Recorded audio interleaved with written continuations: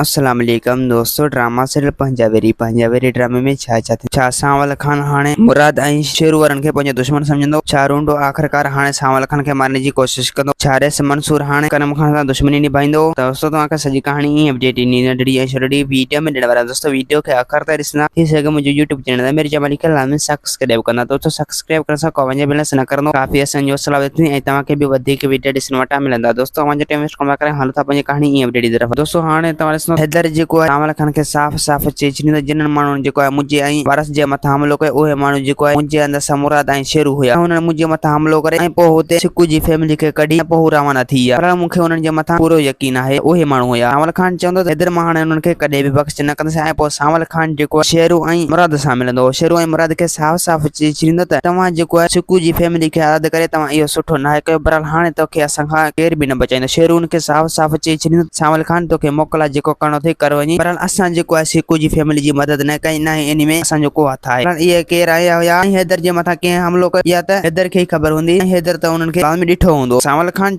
शेरू मूंखे पूरो यकीन आहे त इन हमले करण में तव्हांजा ई हथ आहिनि। पर दोस्तों हाणे तव्हां ॾिसंदो मंसूर खान जेको आहे करम खान खे साफ़ चई छॾींदो त मां हाणे वधीक बर्दाश्त नथो करे सघां ऐं मूं तुंहिंजा इहे दिल सां सही मां आख़िरकार मजबूर थी पियो आहियां। भले चाहे तुंहिंजी मूंसां दोस्ती हुजे बहरहाल मां सांवल खान ऐं रेस चाकर खान खे कॾहिं बि वापसि नथो मोटाए सघां ऐं हर हाल में जेसीं ताईं जाबिर खान मां ऐं कासिम खान तव्हांजे कब्ज़े मां कढी ऐं उन्हनि जे रुख नथो चढ़ायां जेसीं ताईं मां सुख जो साह न खणंदुसि। करम खान जेको आहे मंसूर खान खे साफ़ चई छॾींदो मंसूर खान भले तव्हां ईअं मूं मथां ज़ोर भलियो ऐं भले तव्हां मूंखे ॾाढ ॾेखारियो पर मां ॾाढ सां जाबिर खान ऐं कासिम खान तव्हांजे हवाले नथो करे सघां। अगरि जेकॾहिं तव्हां ॻाल्हियूं करणु चाहियो त मां ॻाल्हियूं करण लाइ तयारु आहियां। पर कासिम खान ऐं जाबिर खान मां तव्हांजे मथां हमलो हवाले नथो करे सघां छो जो मूं हुननि सां वाइदो कयो। हर हाल में मां पंहिंजे वाइदे ते अमल कंदुसि ऐं मां हुननि जो साथ ॾींदुसि। मंसूर खान चवंदो मूंखां पोइ तूं मरंदे पोइ चाकर खान कॾहिं बि तोखे माफ़ न कंदो। दोस्तों उम्मीद त कहाणी आई खे पसंदि असांखे ॾींदा हाणे जात वरी तव्हां सां मिलंदासीं कंहिं ईंदड़ वीडियो में। जेसीं ताईं पंहिंजो ख़्यालु रखना। खुदा हाफ़िज़।